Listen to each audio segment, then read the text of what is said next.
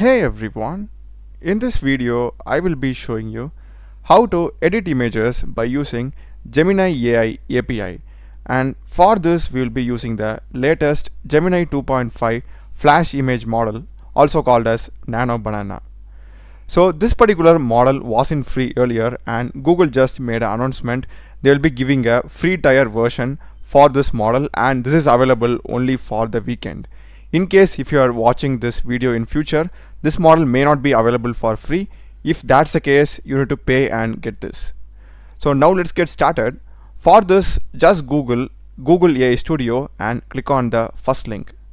And once you get here, make sure that you are signing in with your Google account. And click on documentation over here.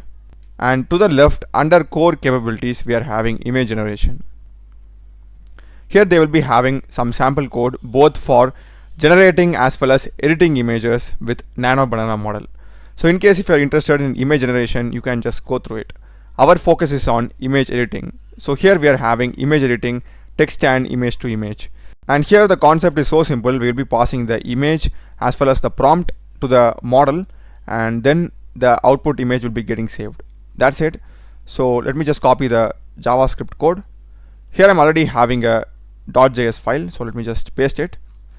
And now we need to do two things. One is we need to install this particular package, and then we need to add the API key. So to get the latest package and npm command, the easiest way is here you will be having this API reference. Just open it and click on JavaScript. We'll be having the npm command, so we can copy this from terminal and just run this. In the meantime, we can get the API key, so we need to have it in this format. Go here inside this Google Gen AI, just paste it, and make sure that you are having this in an environment variable. So to get the API key, Google AI Studio, get API key, and create API key over here.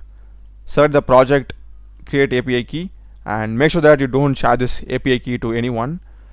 And you can just delete it after usage. That's up to you. Now go here and just paste it. That's it. And now we need to have a image. So let me just put an image here. So this is going to be my image bag. So I'll just change the path over here. Since I'm having it in the same folder as my JavaScript file, I don't have to give the full path. And here let me just change the prompt also. Make a model hold this bag. And here we are passing the MIME type also. So since mine is a PNG, I'm passing it. So just pass the right format of the image. And this is the place where we send the prompt. Then we are sending the model, and the prompt contains the image also, so you don't have to worry about it. Now let's run and see this. It's going to be node your file name .js. And this is just a warning. So we can just copy this and go to package.json, put a comma over here and paste it. This warning will go off now, and it has said image saved as. So we are getting this image. So a model is holding the bag, and this is the bag, and it's over here. Looks pretty good. And now in the same page to the right, we are having this prompt for editing images. And here they are having some good practice prompts for editing images. First one is adding and removing elements. They have given the code in Python. This is the prompt and this is the template. So make sure that you're using this template. Here you need to pass the subject, the add, remove or modify the element, and the description. So if you use this, you'll be getting the best results because they have given it in the official documentation. So you can just go through it. This is for in painting, and next one is for style transfer, and this is the most important one we are having for combining multiple images. They have given the code in Python. They don't have the code for JavaScript for multiple images. So maybe we can just give it a try what we have from the existing code itself, because they haven't done much in the Python code. Simply they have passed another image and they're just passing it in the contents list. That's the thing that they have done. So maybe we can try this also at the moment.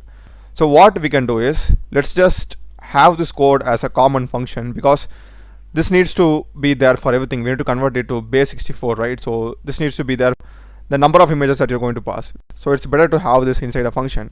So let me just have it as function, and let me just have it convert Okay, convert image to base 64. We have got autocomplete there, and we can just do this.